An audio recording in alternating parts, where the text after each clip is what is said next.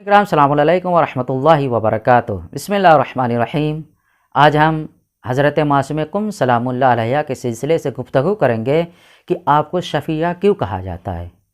جب ہم آپ کی سوانح حیات کا مطالعہ کرتے ہیں تو ہم یہ پاتے ہیں کہ آپ کو بہت سے القاب سے ملقب کیا گیا ہے، کہ جیسے کریم اہل بیت علیہ السلام، اخت الرضا علیہ السلام، محدثہ، عالمہ، معصومہ وغیرہ۔ وہیں پر آپ کو شفیع کے لقب سے بھی نوازا گیا۔ یوں تو جب ہم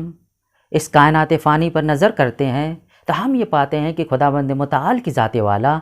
انسان کو خلق کرنے کے بعد اس کو ویسے ہی نہیں چھوڑ دیا ہے، بلکہ اس کی ہدایت کے لیے 1,24,000 انبیاء کرام علیہ السلام کو بھیجا، اور ان کے بعد ولایت و امامت کے سلسلے کو بھی جاری و ساری رکھا،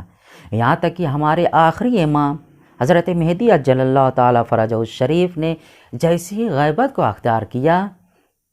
تو اس ہدایت کے سلسلے کو ختم نہیں کیا، بلکہ ان کے نائبین خاص اور عام کے ذریعے سے ہدایت کے سلسلے کو جاری و ساری رکھا۔ یعنی کسی بھی دور میں، کسی بھی عصر میں ہدایت کا سلسلہ، ہدایت کے باب کو بند نہیں کیا، مگر ہم یہ پاتے ہیں کہ اس کے باوجود بھی کچھ لوگ ایسے مل جائیں گے جو خداوند متعال کی وحدانیت کا اقرار تو کرتے ہیں، حضرت محمد مصطفیٰ صلی اللہ علیہ وسلم کو خدا کا بھیجا ہوا آخری نبی تو مانتے ہیں، یہاں تک کہ ولایت و امامت ائمہ طاہرین علیہ السلام کو قبول کرتے ہیں، مگر پھر بھی گناہ کر بیٹھتے ہیں، پروردگار کی نافرمانی کر بیٹھتے ہیں، اور بعض لوگ ایسے ہوتے ہیں کہ اسی حالت میں اس دنیا سے گزر جاتے ہیں۔ مگر خداوند متعال کی ذات والا اس قدر رحیم، کریم، لطیف ہے کہ اپنے بندے کے حق میں جب تک وہ اس کائنات فانی میں زندہ رہتا ہے اس کے لیے توبے کے دروازے کو کھول رکھا ہے، اور اگر وہ اس گناہ اور معصیت کی حالت میں اس دنیا سے انتقال کر گیا ہے تو خداوند متعال روز محشر، یوم الحساب، قیامت کے دن جب حساب و کتاب کرے گا اور اپنے اس گناہ گار بندے کو پائے گا کہ اس کے گناہ زیادہ ہیں، اس نے گناہوں کو انجام دیا تو اسی حالت میں اس دنیا سے اس دنیا میں آ گیا ہے،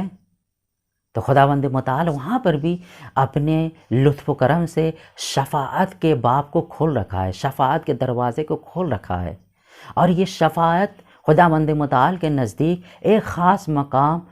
اہمیت، منزلت، مرتبت کی حامل ہے۔ شفاعت انبیاء کرام علیہ السلام کی ذات والا کریں گے، ائمہ طاہرین علیہ السلام کی ذات والا، علماء کرام، شہداء، یہاں تک کہ حافظان قرآن گنہگاروں کی شفاعت کریں گے، جیسا کہ خداوند متعال ارشاد فرمایا، من ذا الذی یشفع عنده الا باذنہ، پروردگار جس کو اجازت دے گا شفاعت کرنے کی وہی شخص شفاعت کرے گا۔ مگر جب ہم حضرت معصوم قم سلام اللہ علیہ کے سلسلے سے پڑھتے ہیں ان کی سوانح حیات کو تو ان کو شفیع کہا گیا، یعنی ایسی خاتون جو روز محشر شفاعت کرتی ہوئی نظر آئیں گی۔ آپ کے اور ہمارے چھٹے امام جعفر صادق علیہ السلام کی ذات والا نے یہ ارشاد فرمایا کہ الا ان للجنت ثمانیۃ ابواب، کہ آگاہ ہو جاؤ کہ جنت کے 8 باب ہیں، 8 دروازے ہیں، ثلاثۃ منھا الی قم، اور 3 دروازے قم کے ذریعے سے کھلتے ہیں، قم کی طرف کھلتے ہیں، قم کے لیے کھلتے ہیں۔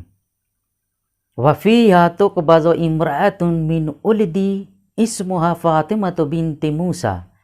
اور اس شہر یعنی قم میں ایک معظمہ کی روح کو قبض کیا جائے گا جو میری اولاد میں سے ہوگی، کہ جس کا نام فاطمہ بنت موسیٰ ہے، یعنی حضرت معصوم قم سلام اللہ علیہ کی ذات والا ہیں۔ وَتَدْخُلُ بِشَفَاعَتِهَا شِیعَتِی الْجَنَّةِ، اور جن کی شفاعت سے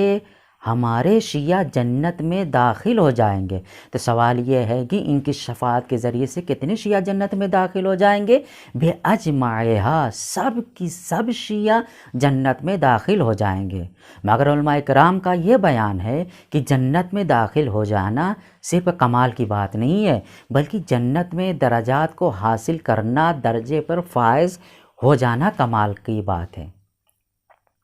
جیسا کہ ہم جب جناب معصوم کم سلام اللہ علیہ کی زیارت پڑھتے ہیں تو جہاں پر ہم انبیاء کرام علیہ السلام کو مخاطب کر کے سلام کرتے ہیں، ائمہ طہار علیہ السلام کی ذات والا کو مخاطب کر کے سلام کرتے ہیں، اور ان تمام کے بعد ہم یہ جملہ بھی کہتے ہیں یا فاطمہ اشفعی لی فی الجنہ، اے معصوم کم آپ ہماری شفاعت جنت میں کریں۔ یعنی جب ایک گنہگار بندہ جنت میں داخل ہو جائے گا ان کی شفاعت کے ذریعے سے، تو جنت کے اندر بھی ان کی شفاعت ہمیں نصیب ہوگی، اور جن کی شفاعت کے ذریعے سے ہمیں جنت میں درجات کو، مقام اور مرتبے کو خداوند متعال ہمیں عطا کرے گا۔